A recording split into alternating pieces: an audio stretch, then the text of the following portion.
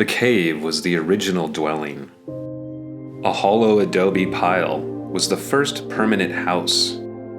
To build meant to gather and mass material, allowing it to form empty cells for human shelter. Rudolph Michael Schindler, as unconventional as his architecture, was a man who organized his files alphabetically by the first vowel in a project's name. He was exacting about many things in his life and work, from the black curled mop atop his head to his custom-designed silk shirts. Schindler immigrated from Vienna, Austria to America in 1914. Schindler would go on to work for the great Frank Lloyd Wright at Taliesin for free. Eventually, his pay was raised to $40 a week, and he oversaw many of Wright's projects on the drafting table. The opportunity came for Schindler and his new wife, Pauline, to move to Los Angeles. In the fall of 1921, a decision struck firmly with Schindler. He would begin his own practice. He needed a studio to work out of, and he was seeking a home for his growing family. Contractor and friend Clyde Chase worked alongside Schindler to build a joint home for the two men's families.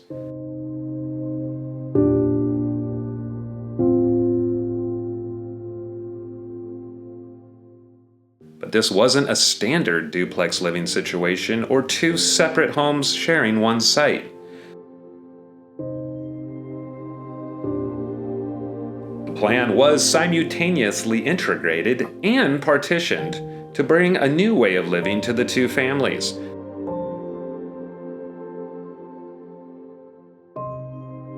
It called for a shared kitchen and utilities, but with two private wings for living and working for 4 artistic adults.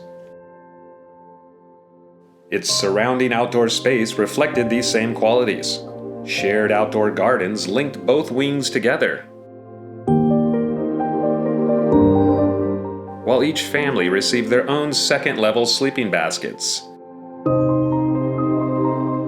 Concealed outdoor porches designed for relaxation and sleeping.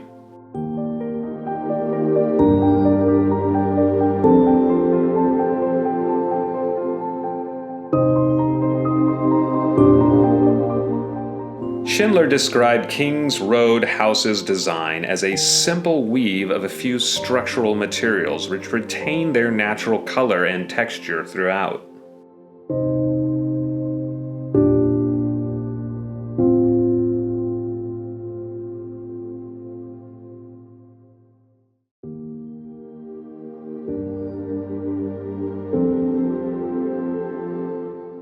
This sentiment would mirror itself in El Pueblo Ribera Court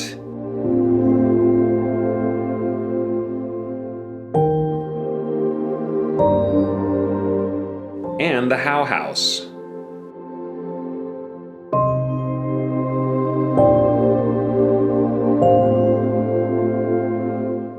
These early designs featured poured concrete and wood-framed elements, roof trellises and patios, large areas of glazing with narrow rectangular framing, clear-story windows, and an emphasis on the horizontal. Their bare materials with minimal to no finishing felt economic, honest, and close to the earth.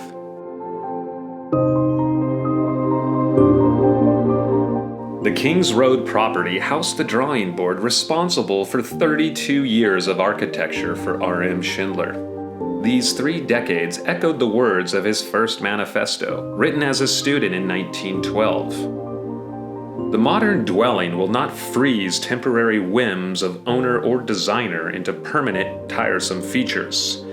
It will be a quiet, flexible background for a harmonious life, he wrote.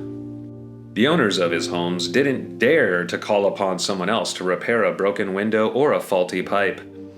For the entirety of his life, he closely managed every detail of his architecture, from concept to construction to repairs. It was rare for an architect to be as involved on site, but to him, the spirit of the houses required nothing less than his full attention.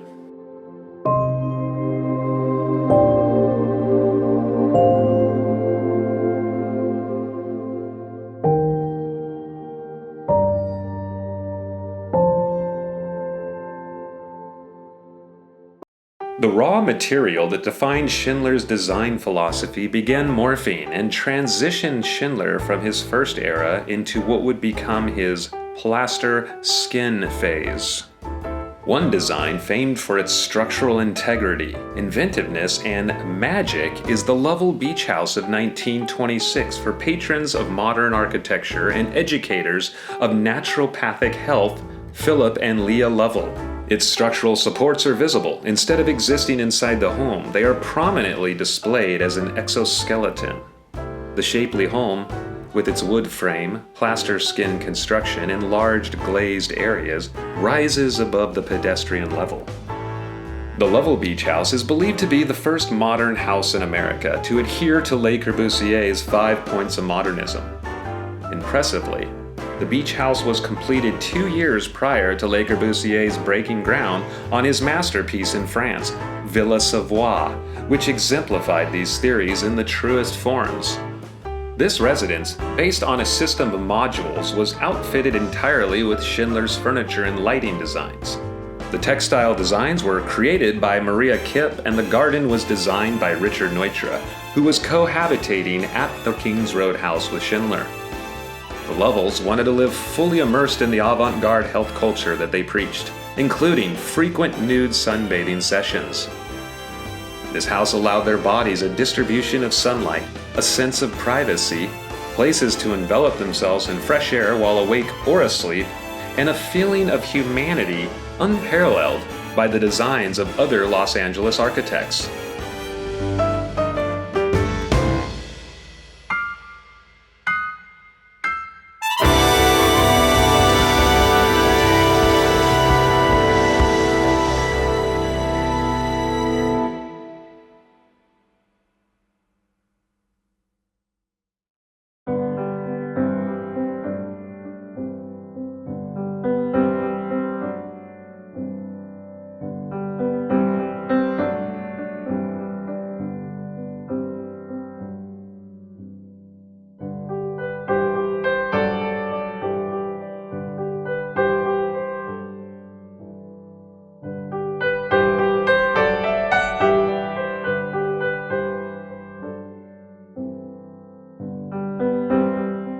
The Walker House, completed in 1936, is perched on a hillside overlooking a reservoir in the Silver Lake neighborhood of Los Angeles.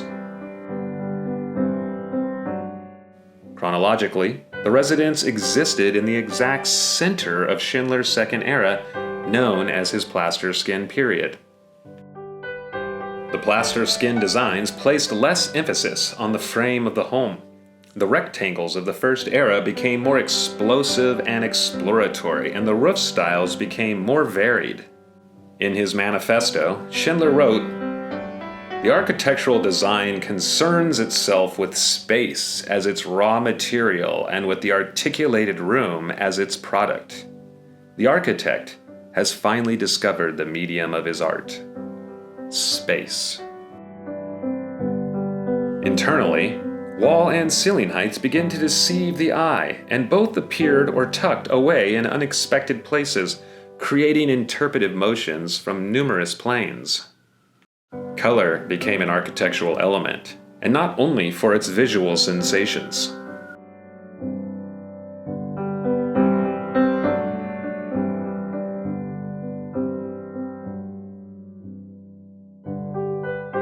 Glass was more plentiful and less restricted to narrow rectangular areas. The houses were planned nearly inside out, and a variety of roof forms protected a refreshing new assemblage of interior space.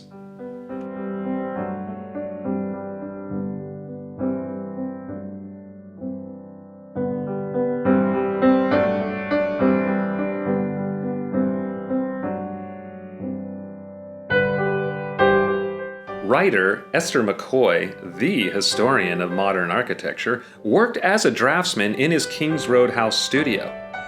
She later made the connection between Schindler's formative education as he studied painting, comparing his designs to Cubist and Futurist painters, to Cézanne's concepts of space.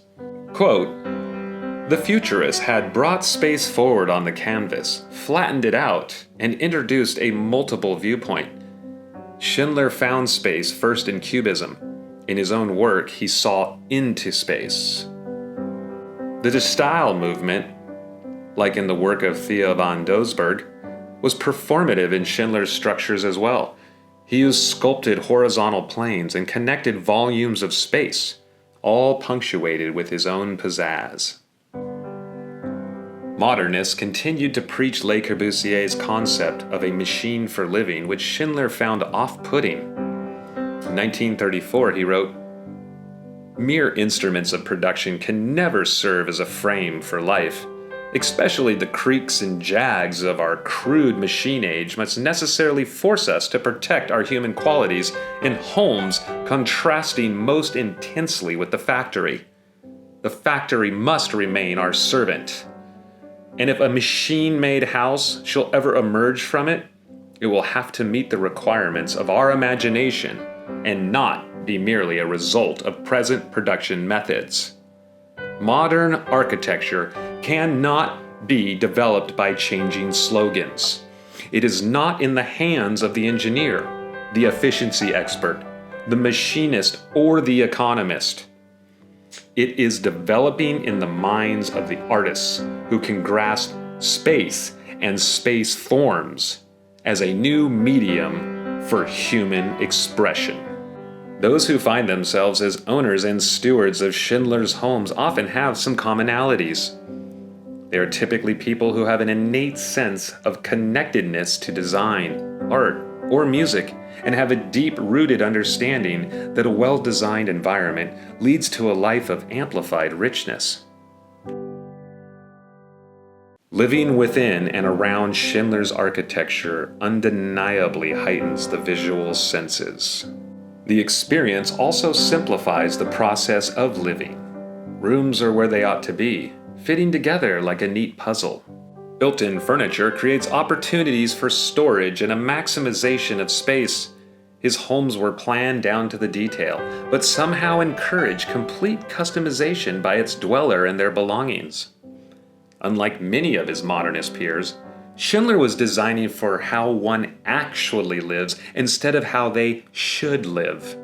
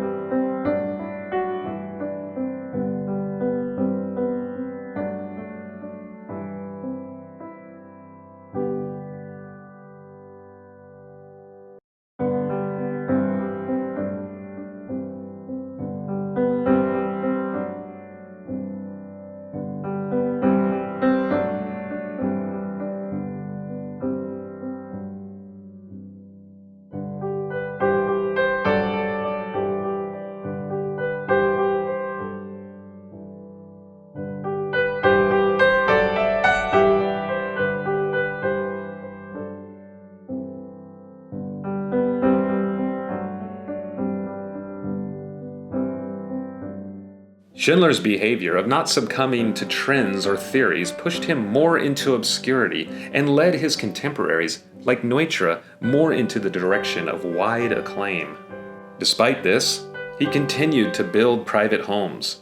He experimented with low-cost public housing units in the early to mid-30s, dipped into the sphere of apartment complexes by the late 1930s, and followed his own design intuition fervently. Schindler began to transition into his final architectural phase in the design of the Van Dekker house from 1940. Because of Albert Van Dekker's wealth and status, Schindler was rewarded with an abnormally spacious lot to build an equally sizable home. Schindler finally obtained a client similar to the Lovells that afforded him the opportunity to create the house he lost back in 1927. The Van Dekker house really is Schindler's Lovell City house. His homes of this era responded more sensitively and dramatically to the changing elevations of their sites. Roof lines became dramatically emphasized to accommodate their inner shapes, while great expanses of glass continued to provide light, an additional feeling of space, and somehow, privacy. Schindler seemed to utilize his total design toolkit at this time, harnessing the stonework, concrete forms, copper finishes, and colored stucco walls of his plaster skin that all came before. With his mastery of site integration, there was a sense that these designs were growing out of their core, out of nature itself. During this time, it's as if the influence of Cubism and the Futurists sung their loudest voices into Schindler's ear while he formed his own Baroque architecture. The work is stylistically complex, even contradictory to his previous designs. The same Schindler desire to evoke emotional states by appealing to the senses, often in dramatic ways, underlines its manifestations. The Van Dekker house exhibited grandeur, sensuous richness, drama, vitality, movement, tension, emotional exuberance, and a tendency to blur distinctions between architectural necessities and artistic expression. A perfect residence for an accomplished actor and his family.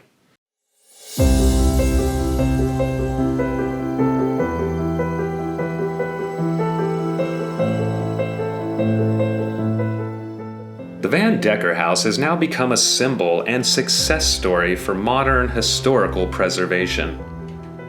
The house, in magnificent decay in 2009, was circled by developers ready to purchase the house in one-day escrows to ensure they could tear it down without the preservationists on their backs. Myself and other preservationists formed an investment group to purchase the property in order to save it. Since then, it has become California State Historical Property number 974 and won Best Restoration for Los Angeles County in 2016 by current owner Frank Gamwell.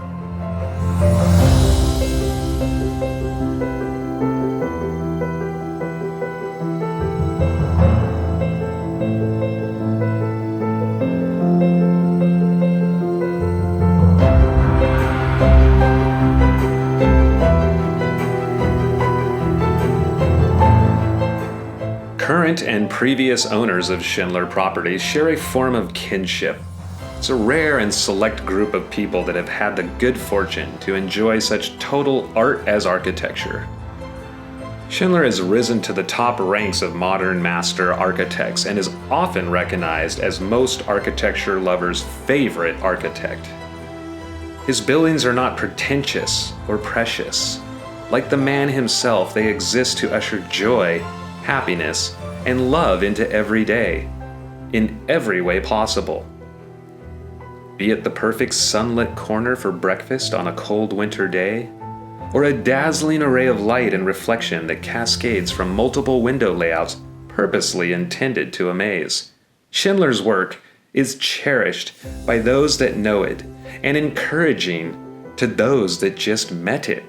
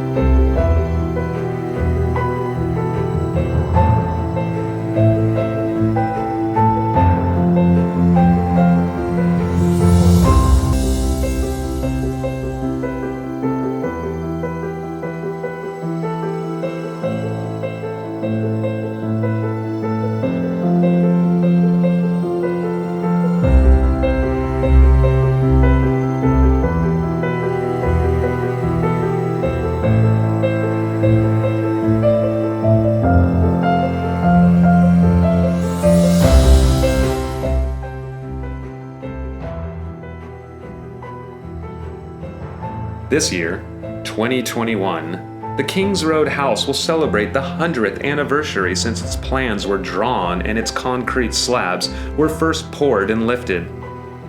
While most of his homes bravely and miraculously remain, others have met a dreary fate, converted into rubble and disposed of. Passionate admirers like myself continue to labor in restorations and protections to ensure future generations will have the ability to know this important history and future intimately.